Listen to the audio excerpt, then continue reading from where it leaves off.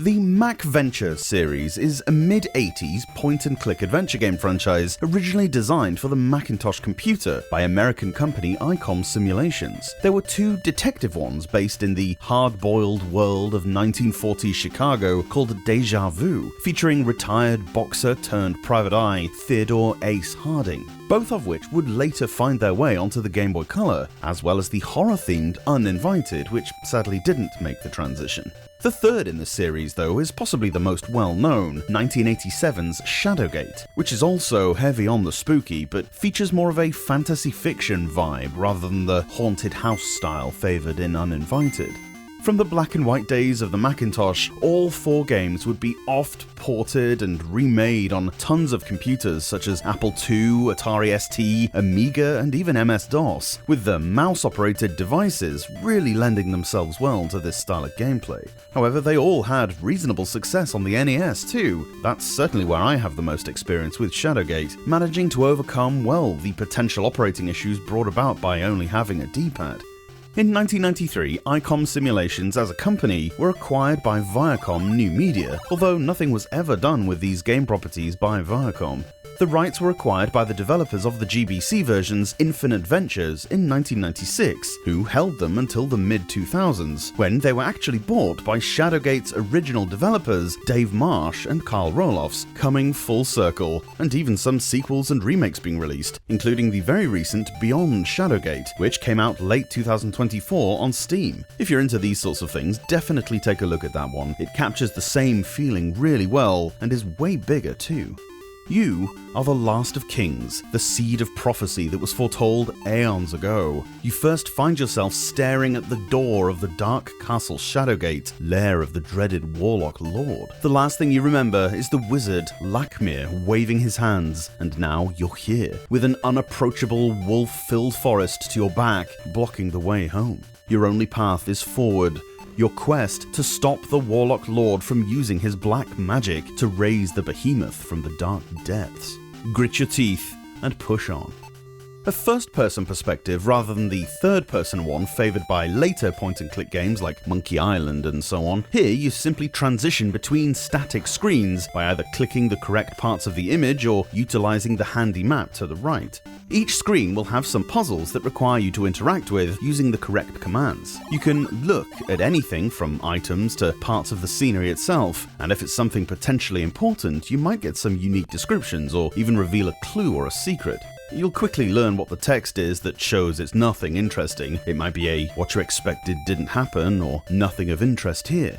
As well as looking at stuff, you can attempt to interact with it in various ways. Your standard open and close might work for doors, but equally you might be able to open a skull above an archway to find a hidden key.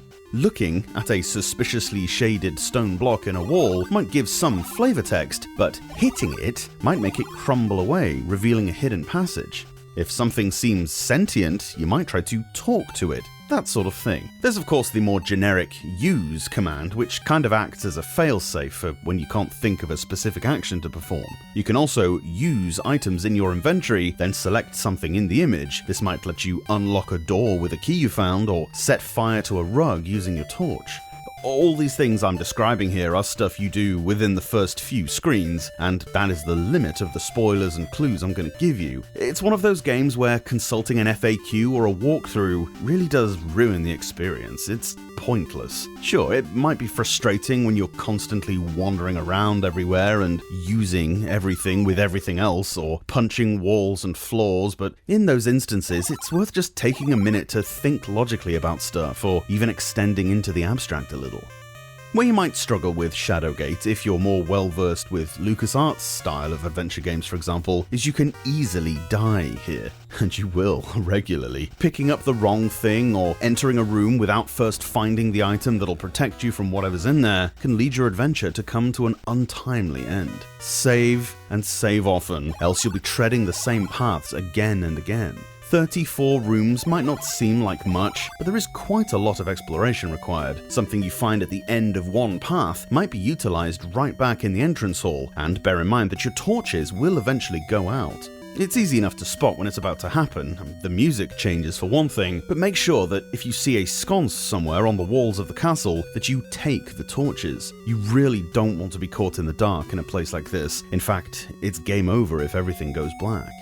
Menuing on this Game Boy Color version can be a little fiddly at first, as you can't navigate diagonally across the interface, which seems like something of an oversight, honestly. This is perhaps the bit that takes the most getting used to, especially because sometimes you have to be quite precise with where you click on the screen. It's hard to say whether torch depletion is time-based or action-based. They seem to go out upon a certain number of actions or room transitions, but either way, it's not so stingy that you need to rush your menuing. Take your time, and you should be fine. Again, this would have been improved a ton if you could just move your cursor diagonally.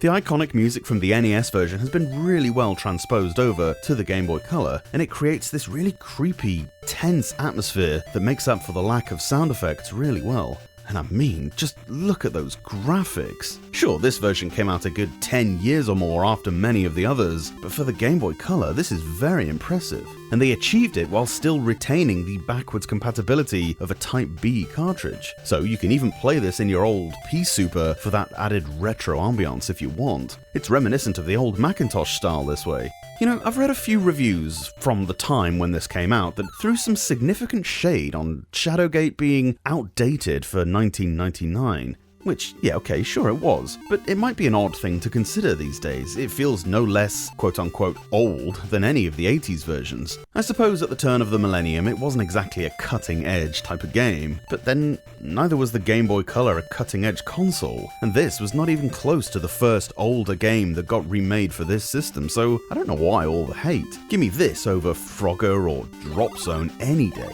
I can't wait until we get to Deja Vu 1 and 2 towards the end of 1999, as I've never actually played those games, but if they're like Shadowgate, I'll certainly enjoy them.